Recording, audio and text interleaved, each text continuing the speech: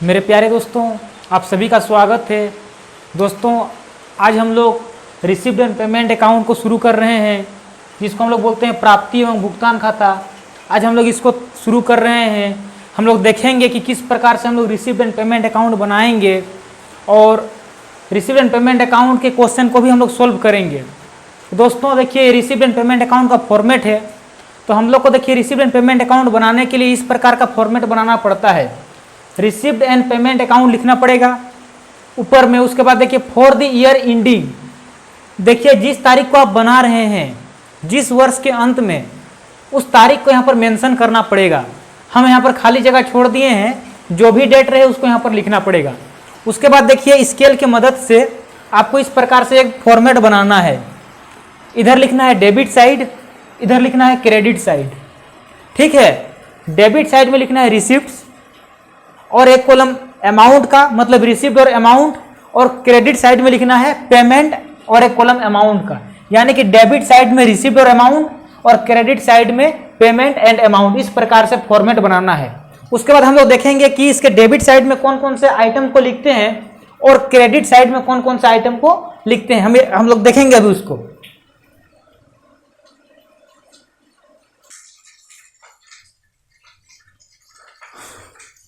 दोस्तों, अब हम लोग देखेंगे कि रिसीव्ड एंड पेमेंट अकाउंट में हम लोग कौन कौन से आइटम को लिखते हैं, कौन कौन से आइटम को हम लोग डेबिट में लिखते हैं और कौन कौन से आइटम को हम लोग क्रेडिट में लिखते हैं। तो देखिए दोस्तों, रिसीव्ड एंड पेमेंट अकाउंट का जो डेबिट साइड में है, डेबिट साइड में आपका रिसिप्ट्स लिखा हुआ है, यानी कि प्राप्ति। आपको जहां से भी पैसा प्राप्त हो, अगर आपके हाथ में पैसा आ रहा है तो उसे हम लोग प्राप्ति कहते हैं।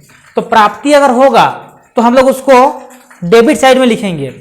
और क्रेडिट साइड में देखिए लिखा हुआ है आपका पेमेंट, यानी अगर आप किसी को पेमेंट कर रहे हैं, आपके जेब से पैसा जा रहा है, तो आप उसको क्रेडिट साइड में लिखेंगे, पेमेंट साइड में लिखेंगे। लेकिन उसको लिखने से पहले जैसे ही आपका फॉर्मेट तैयार हो जाएगा रिसीव्ड एंड पेमेंट अकाउंट का, फॉर्मेट को कंप्लीट करने के बाद देखिए अमाउंट लिखने के, जहां पर अमाउंट लिखे हैं उसका जस्ट नीचे में आपको रुपया का चिन्ह देना होगा, ये वाला नया सिंबल रुपया के लिए। और जहां पर आप पेमेंट लिखे हैं और पेमेंट का भी जहां पर अमाउंट लिखेंगे, उस अमाउंट के नीचे भी आपको रुपया का नया सिंबल देना होगा।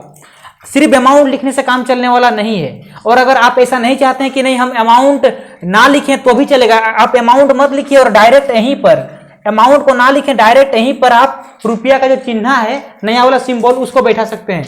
लेकिन सिर्फ अमाउंट नहीं लिखेंगे। अगर सिर्फ अमाउंट लिखेंगे तो उसका मतलब राशि नहीं होता, उसका मतलब होता है अमाउंट, उसका मतलब होता है आपका मात्रा।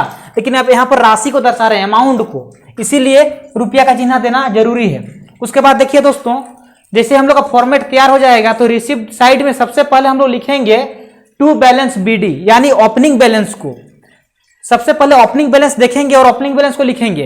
अब ओपनिंग बैलेंस दो प्रकार से हो सकता है, कैश इन हैंड में भी हो सकता है, या फिर कैश एट बैंक में भी हो सकता है, या फिर दोनों हो सकता है, यानी अलग अलग भी हो सकता है या फिर दोनों हो सकता है। तो जो भी रहेगा पहले ओपनिंग बैलेंस को बैठाना है। उसके बाद हम लोग बाकी रिसिप्ट को लिखेंगे, यानी बाकी जहां जहां से आपको पैसा प्राप्त हो रहा है, रिसिप्ट हो रहा है, उसको लिखेंगे। अब रिसिप्ट दो प्रकार का हो सकता है, या तो रेवेन्यू रिसिप्ट हो सकता है या फिर आपका कैपिटल रिसिप्ट हो सकता है। अब हम एक वीडियो बनाएंगे जिसमें कैपिटल रिसिप्ट और रेवेन्यू रिसिप्ट के बारे में बताएंगे, है ना।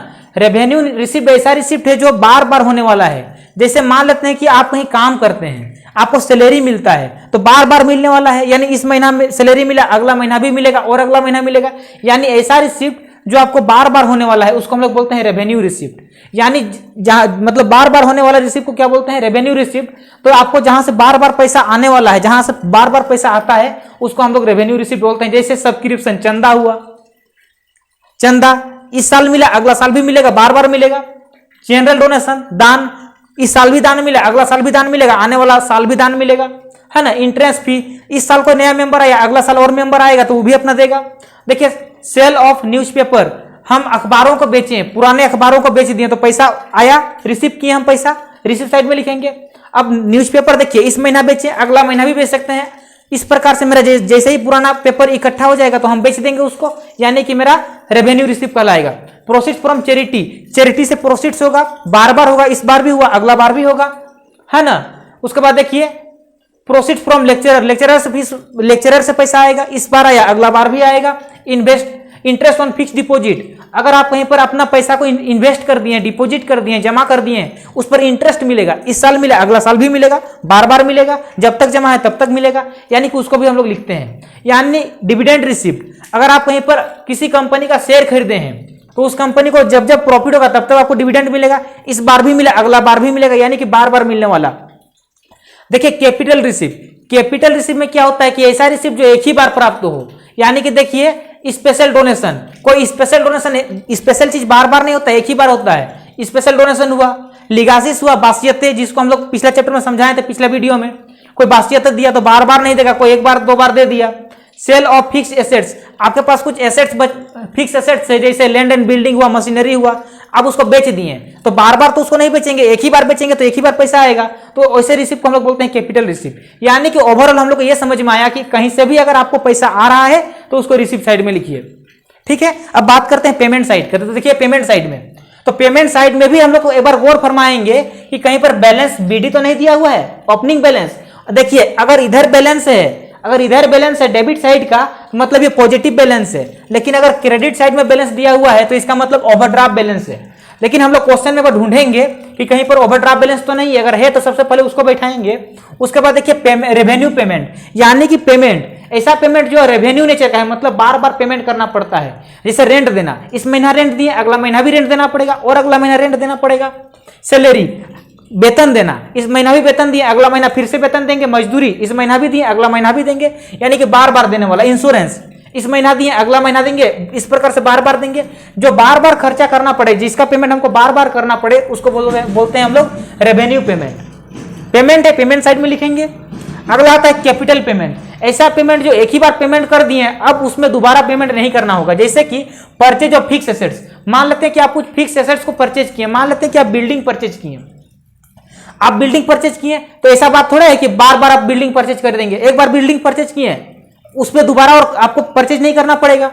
जैसे कि इन्वेस्टमेंट, आप कहीं अपने पैसे को डिपॉजिट कर दिए, इन्वेस्ट कर दिए, तो एक ही बार जमा कर दिए तो इन्वेस्ट हो गया। अब ऐसा थोड़ा है कि बार बार हम उसमें इन्वेस्ट करते रहें, बार बार करेंगे तो अलग होगा, लेकिन एक इन्वेस्ट पर एक ही बार आपको खर्चा करना होगा।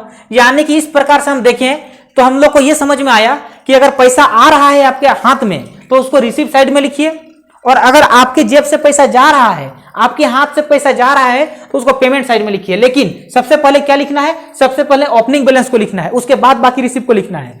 पहले क्या देखना है, पहले हम लोग को बैलेंस ओपनिंग वाला को देखना है, यानी कि ओवरड्राफ्ट बैलेंस अगर है तो उसको देखना है, उसके बाद बाकी पेमेंट को लिखना है। उसके बाद अंत में देखेंगे क्या पाएंगे, 99% क्वेश्चन में आपको देखिएगा डेबिट साइड का जोड़ अधिक होगा, यानी कि डेबिट साइड का जोड़ क्या होगा, अधिक होगा। यानी इधर का जोड़ अधिक हुआ तो जिधर का जोड़ अधिक होता है उसी को हम लोग दोनों साइड लिखते हैं। यानी जो अमाउंट इधर लिखेंगे, इधर का जितना होगा अमाउंट, ज्यादा अमाउंट है तो यही अमाउंट को हम लोग इधर भी लिखेंगे, यहां पर भी लिखेंगे। उसके बाद क्या करेंगे, इस अमाउंट में से इन सभी अमाउंट को जोड़ के माइनस कर देंगे, इस अमाउंट में से इन सभी अमाउंट को जोड़ के माइनस कर देंगे, और जो बैलेंस बचेगा उसको हम लोग क्या लिखेंगे, बैलेंस सीडी लिखेंगे।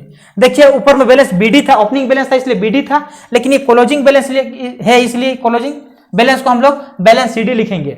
देखेंगे कि क्वेश्चन में क्या क्या है, कैश इन हैंड है कि कैश एट बैंक है कि दोनों है। अगर एक गो है तो एक गो लिखेंगे, दोनों है तो दोनों लिखेंगे, तो जो भी रहे उसी को हम लोग लिखेंगे। इस प्रकार से हम लोग का रिसीव्ड एंड पेमेंट अकाउंट तैयार हो जाता है। दोस्तों अब जो अगला वीडियो हम लोग बनाएंगे, अगला में हम लोग देखेंगे क्वेश्चन सोल्व करेंगे, यानी कि रिसीव्ड एंड पेमेंट अकाउंट का क्वेश्चन को लेंगे और क्वेश्चन को खूब क्वेश्चन बनाएंगे। और सच बता रहे हैं दोस्तों, एक बार मेरे वीडियो को सीरियली देख लीजिए, क्लास 1 से लेकर के जितना भी हम वीडियो बना रहे हैं, उसके बाद आप लोगों को कहीं बाहर में और अलग से 1% भी आप लोगों को पैसा खर्चा करने की जरूरत नहीं पड़ेगा। दूसरी बात कि आप लोगों का पूरा जो भी मन का डाउट है सारा का सारा क्लियर हो जाएगा। ठीक है दोस्तों, इस प्रकार से जुड़े रहिए और इन वीडियो को शेयर कीजिए और हर एक जरूरतमंद बच्चे तक पहुंचा ही दीजिए। ठीक है दोस्तों, घर में रहें, सुरक्षित रहें, अपना ख्याल रखें और अपनों का ख्याल रखें। धन्यवाद।